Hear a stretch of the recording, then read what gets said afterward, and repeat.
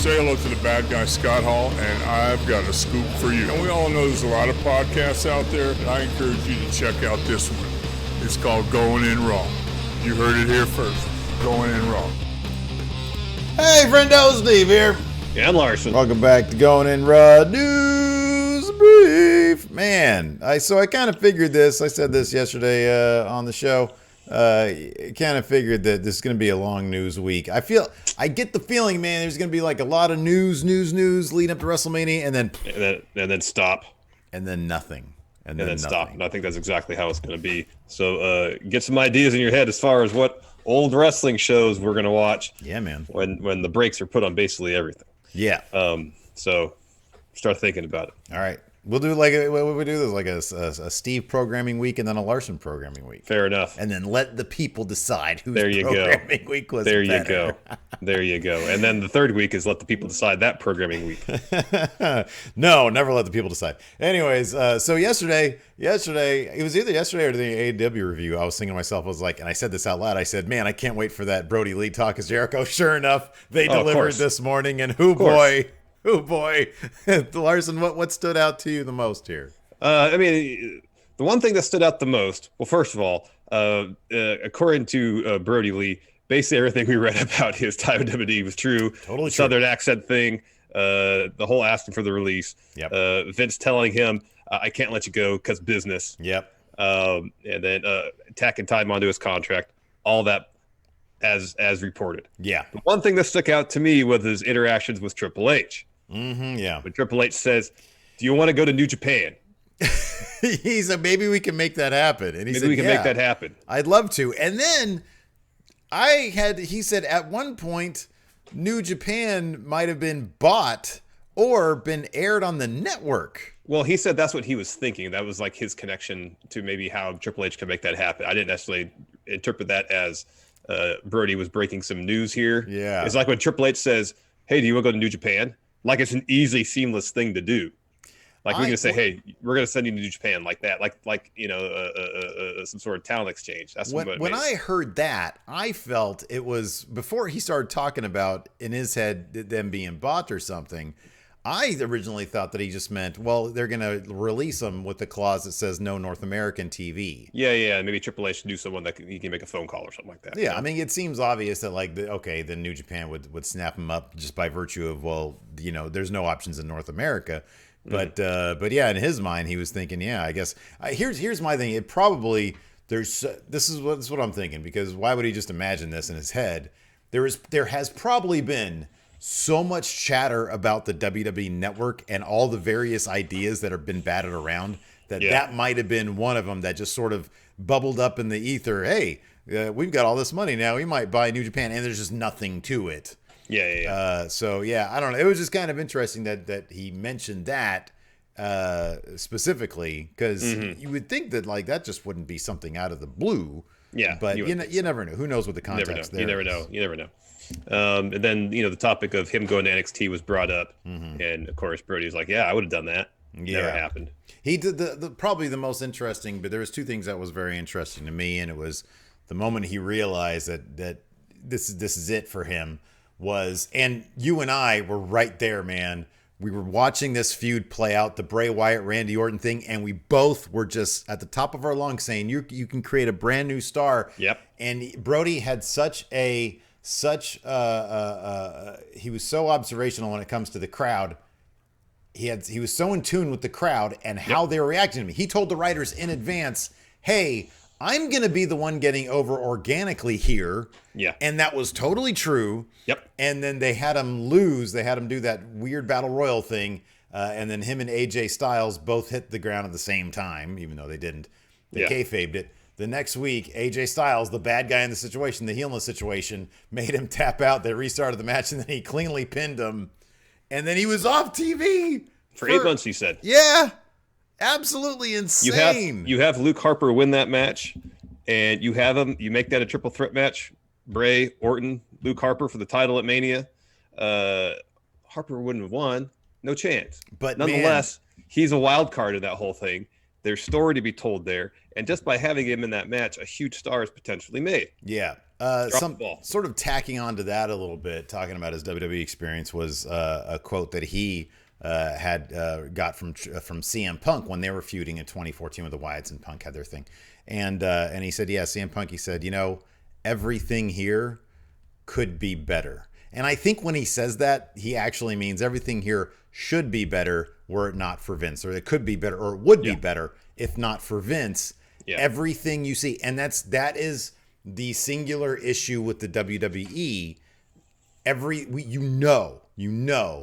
Everything there should be better than it is. Well, how many times did Brodie tell a story where he goes and waits and waits and waits? Mm-hmm, yeah. Eventually gets a meeting with Vince, and he goes through all the procedures. He knows to make sure not to go in there when Vince is eating, because he's not going to pay attention to you. Mm-hmm, yeah.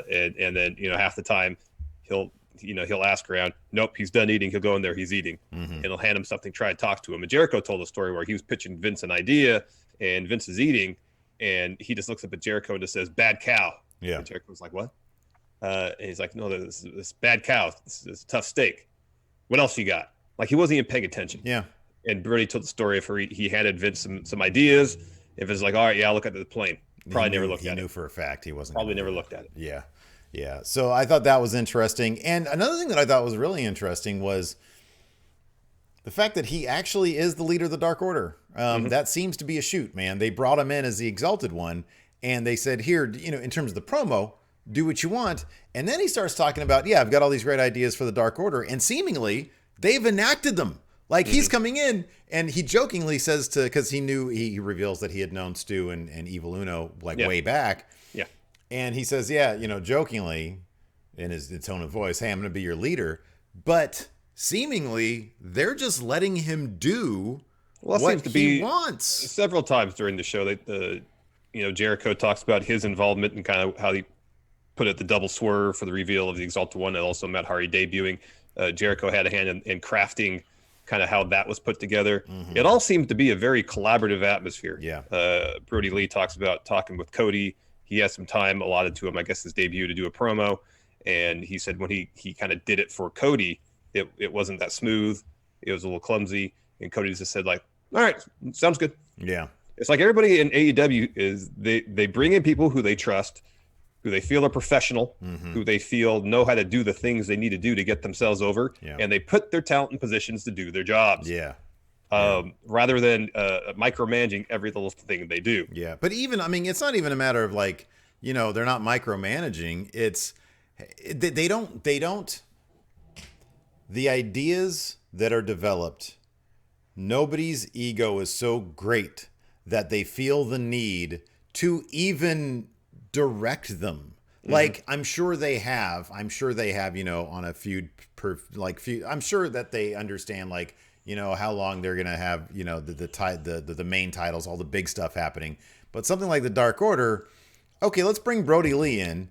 We know him. He's a smart guy. He's a creative guy. Hey, it could be this situation. Let's bring him in, just see what ideas he has for the Dark Order and just let him do them. And they're not so married to everything there. They're not so ego-driven that it's like you have to go by one guy's way of doing this, which is obviously how it's done in the WWE, the audience of one. And you can bring in a guy and say, hey, he's been around for a long time. He's been around Bray Wyatt. And so they were talking about how, it makes sense. The guy that everybody knows as, the second guy in the Wyatt family, you bring him in. Now he's the leader of his own thing. It makes sense, as if you're bringing in this guy and it's all in the same kind of universe, Yeah. I love that idea. And I think it's fantastic that they would be that. It's a concept foreign to us because we've just known about the WWE way. And it's obviously a concept foreign to him because he said that. He's like, and this is time after time. Everybody comes into AEW. They do talk as Jericho. We've seen it with Moxley. They're so used to that. They get self-conscious about being given the freedom. And they both talked about PTSD. Yeah. And granted, it's in a wrestling company, so I'm not comparing it to the war stuff. But they have, and then the Jericho referred also to the what is it, the syndrome called when somebody's coming out of an abusive relationship? I forget what it is, but yeah. It's crazy. It's absolutely Well, yeah, crazy. I know Brodie talked about how, and I think Mox did too, about, before going to WWE, like they were just brimming with confidence.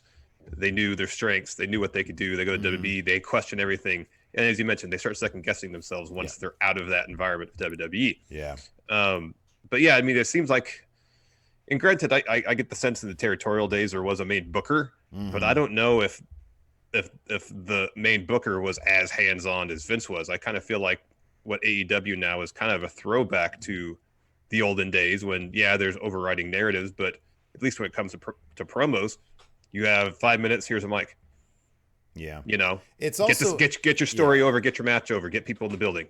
I think those are constants that ring true when you step in front of a microphone and do a promo. Is get your story over, get people in the building. Get your story over, get story over, get people in the building, sell pay-per-views. Yeah.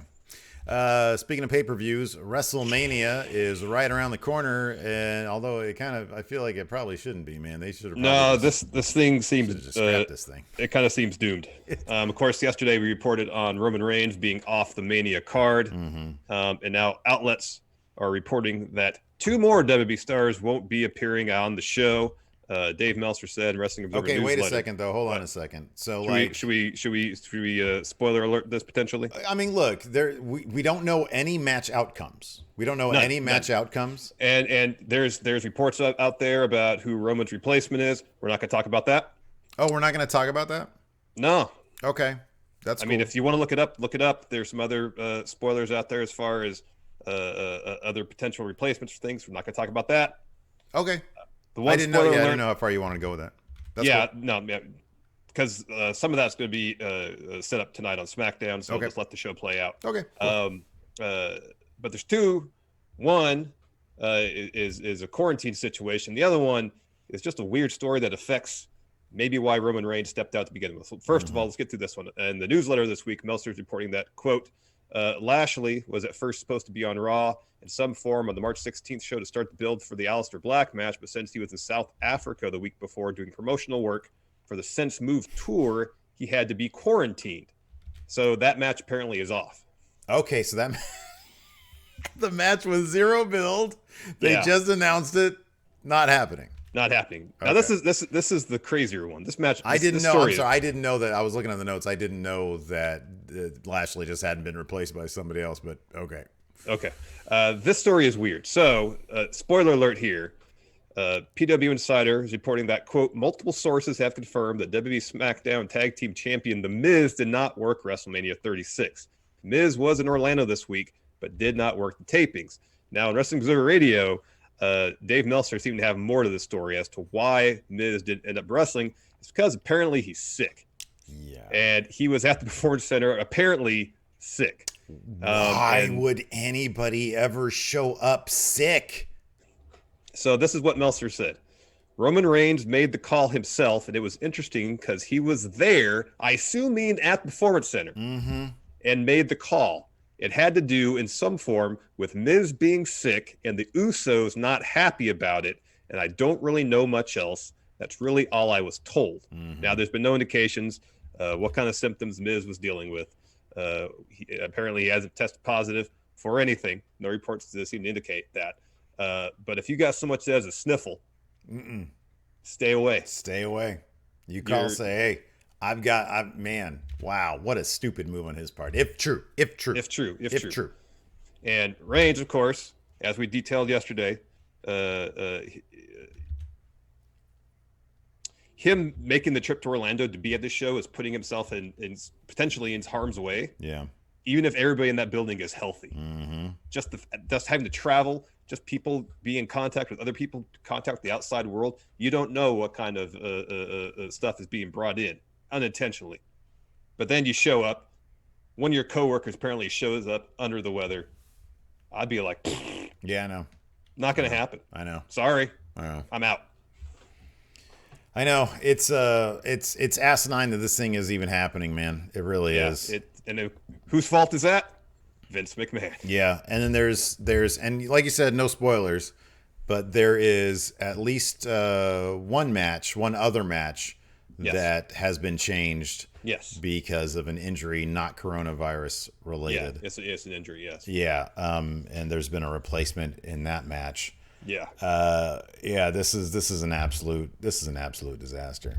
It really is. Speaking of a disaster, it seems like that is the case of the relationship between the WWE and one Phil Brooks, aka CM Punk. This is from CM Punk, the Wrestling Observer newsletter regarding reports of interest in CM Punk for WrestleMania. Now we had actually, so going right from the quote, we had done a little news brief on this last week where we talked a little bit about CM Punk having heat with WWE. Well, also WWE being more bitter about Punk than Punk about WWE. And evidently, there's one more thing here that to add to that. Vince McMahon, according to Wrestling Observer, labeled him the one man I just can't do business with, and nobody at the top level, including Paul Heyman, has argued the point or pushed for him. Punk's agent did try to open a conversation and was turned down. I was told that while you never say never in wrestling, there is no interest right now in him for anything in the WWE. Yeah, Meltzer adds that really, the WWE let Fox hire him just to play nice with Fox, essentially, to not alienate their new broadcast partner immediately. Yeah. The situation where he's like on once a month. And then they were like, well, beyond this first appearance, there hasn't been a huge pop of the rating, so evidently he's not a draw. Yeah. I'll say this, though. This is the wrestling internet community, the Twitter community on it's amazing.